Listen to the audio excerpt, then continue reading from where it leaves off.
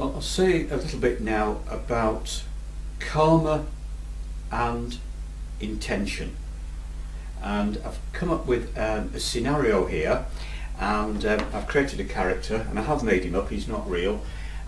This is the karma of Mr.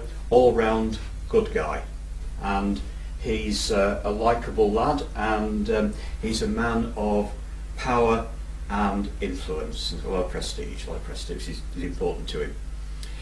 Anyway, his action, what he does here, he builds a hospital for his town, and he pays for it out of his own money. So yeah, that's a good thing. I think I would say that was a bad thing. That's definitely a very positive action, and everybody's very impressed with this.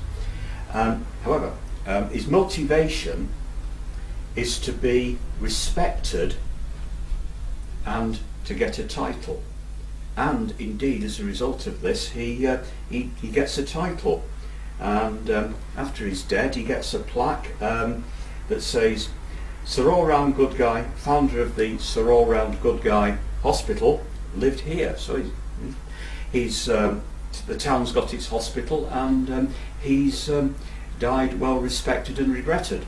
So there we are, job done. However, so what are the karmic consequences of all this? Well, building a hospital for the town, yes, he would derive some beneficial karma from that, irrespective of the intention.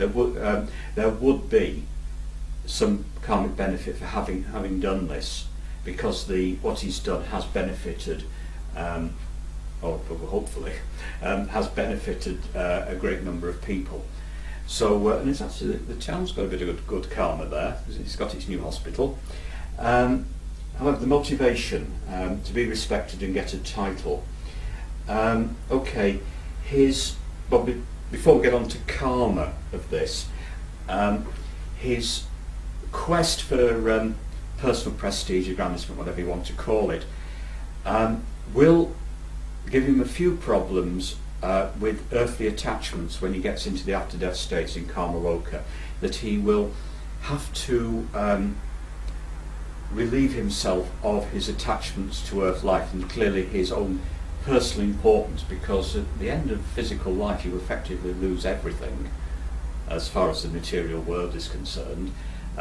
He will have to release himself from the attachments that he has to his importance during earthly life, including, possibly that may be more difficult than relieving yourself of possessions, earthly possessions. So he has that. Now, in addition to that, in his next life, he will have reinforced a personality trait, his own concern with his own importance and prestige and influence, and as a result of his intention with his actions, he may experience a reversal of his status, and he may find himself deprived of his importance and prestige. He doesn't have it in his next life, or even in a future life.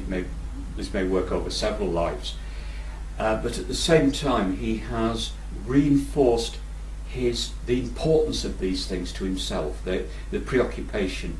Anybody who does this, builds a hospital to make himself popular, well respected, clearly he's got a problem with importance and prestige and letting go of it. So that's something that he will have to face down in future incarnations, that he will struggle then, that his need for glory will cause him problems if the glory becomes more and more elusive. Now, on the beneficial side, he hasn't actually used sorcery, black magic, or anything, any terms you want to use for that. So he won't have created any sort of malevolent elementals that might come back in him in a future life. So he'd be clear on that one. This is purely, you know, self-image and influence. However, he's got these things to deal with, but on the other side, he will have some beneficial karma for having built the hospital, so that will be there for him. He's got his plaque. So there we are, the karma of Mr. All-Round Good Guy. Done a great job here, but created a few problems for himself karmically.